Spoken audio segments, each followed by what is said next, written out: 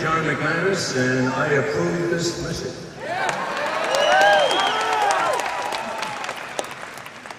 I'm also known as Jack. And please, if you greet me at the airport, don't say hi, Jack.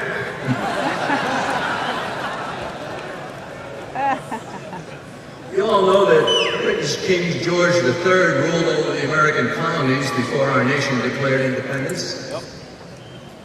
Somehow he got a message through to us from the grave, and his message was simply, how do you like taxation with representation?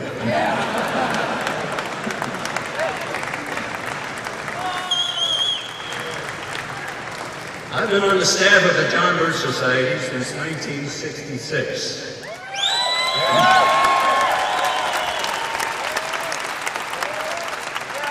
I always say if you hang around long enough, sometimes they make you president, right?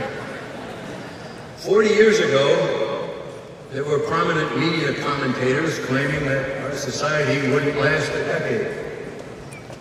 They're wrong. We're scheduled to celebrate our 50th anniversary next month.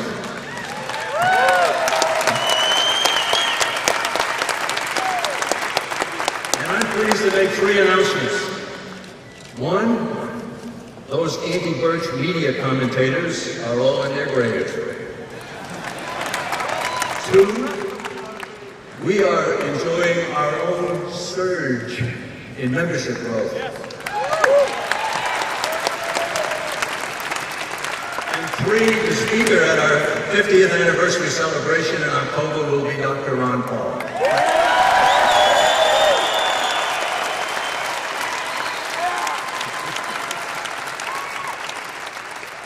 The good congressman sent us a message for our youth. It says, the John Birch Society is a great patriotic organization featuring an educational program solidly based on constitutional principles. I congratulate the Society in this its 50th year. Thank you very much, Ron. Our big anniversary party will be held at our headquarters in Appleton, Wisconsin, October 2, 3, and 4. You're all invited. Check out the details at jbs.org. You know, it was only a few months ago that I suffered through watching one of those televised debates. Right? As usual, the establishment's favorites were given most of the time at the microphone. Right?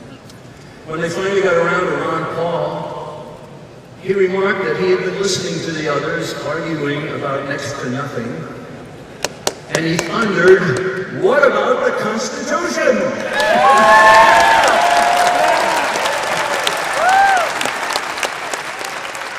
Imagine a U.S. congressman running for president who thought the Constitution ought to be considered. I cheered out loud in my own living room. Ron recently said that politicians in Washington always have the urge to do something about the problems when what's needed is for them to undo something.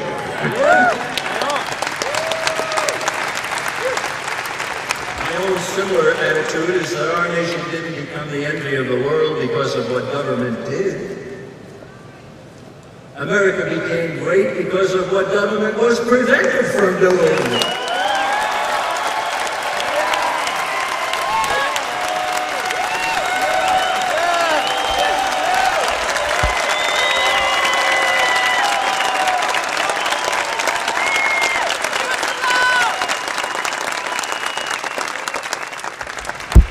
I frequently insist that if the Constitution were fully enforced, the federal government would be 20% its size and 20% its cost. And some of my Birch Society colleagues chide me and say, no, it would be 10% its size and cost.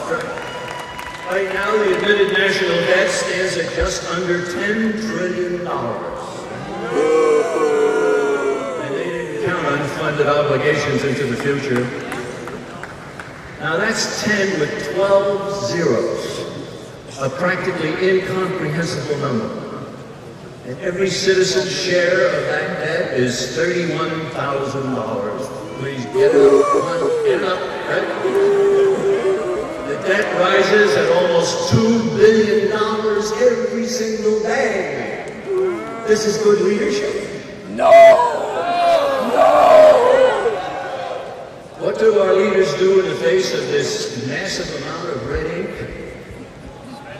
continue to dole out billions with an array of foreign aid programs. Right? Now, I suggest to you that if you ask a fourth grader whether giving away money when you're heavily in debt is a good idea, the fourth grader would say no. Maybe we need fourth graders in Washington.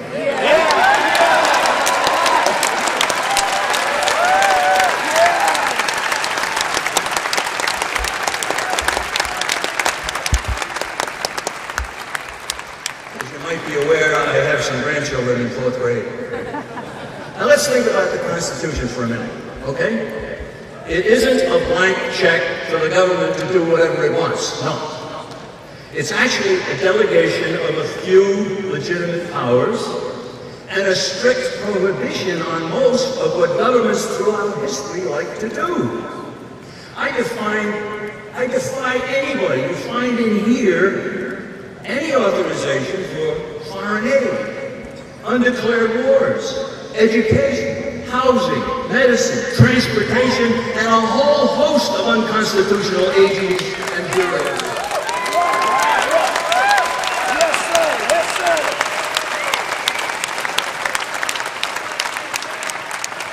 Nor will you find in here any authorization for the Federal Reserve.